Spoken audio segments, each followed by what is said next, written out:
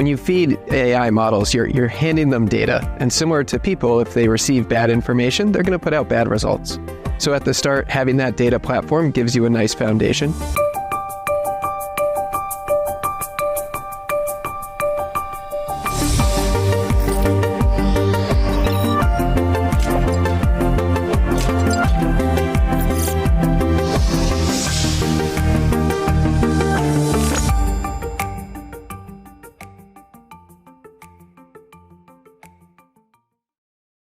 Welcome to Unlocking Big Data, a series about getting trusted data to healthcare decision makers presented by HIMSS.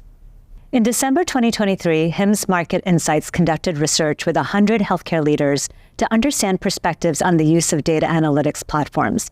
Throughout the series, we'll present key data points from the research and focus on why these data points are important and how you can leverage them to support your healthcare organization's data initiatives.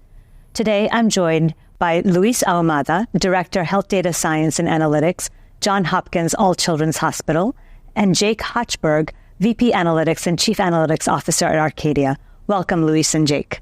Thank you. Yeah, thank you.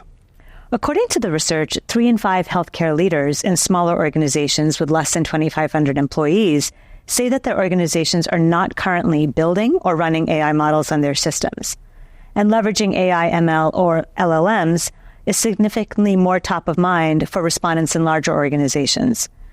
Larger organizations, those with 15,000 plus employees, are more likely to say analytics will be key to their organization's success in the coming years, and they have plans to improve their analytics in the next 12 months. And that's 44% versus 24% of organizations with less than 15,000 employees. So big differences here. And I'd like to start with you, Luis, in terms of the research showing this differentiation between larger and smaller organizations. But could you talk about what you're doing at Johns Hopkins All Children's that could help smaller organizations kind of match the ambition of their larger counterparts? Part of the inefficiencies that we find in the system, we're trying to use AI to help us with that. Not only on the clinical side, but as we know, healthcare is big enough that we have also administrative problems. The AI is perfect for those tasks. And Jake, as kind of looking at the head of analytics at Arcadia, how can a platform such as yours and others support deployments regardless of the organization size?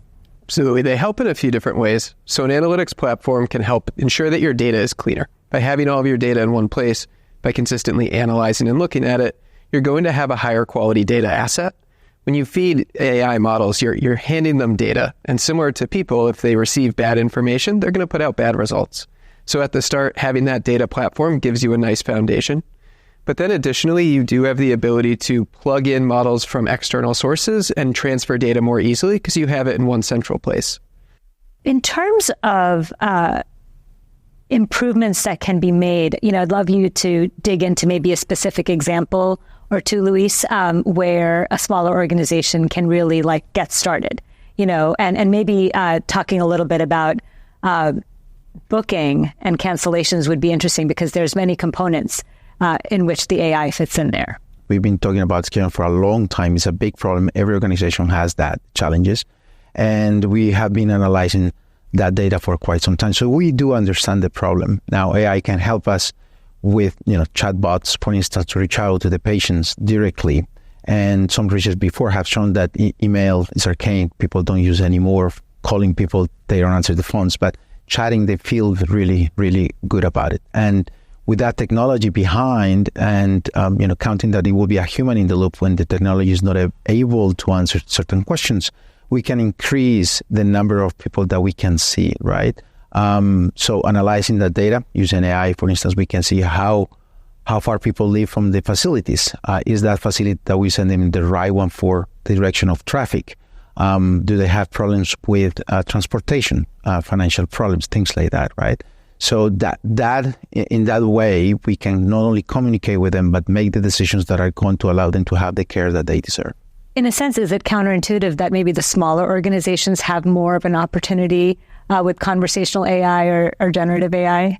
I think it could be. So if you're a smaller organization, there's more opportunity to enhance the resources you have using chatbots. And then also for smaller organizations, there's less administrative spend surrounding different people at various levels. And using AI to fill in some of those gaps may be a really nice opportunity.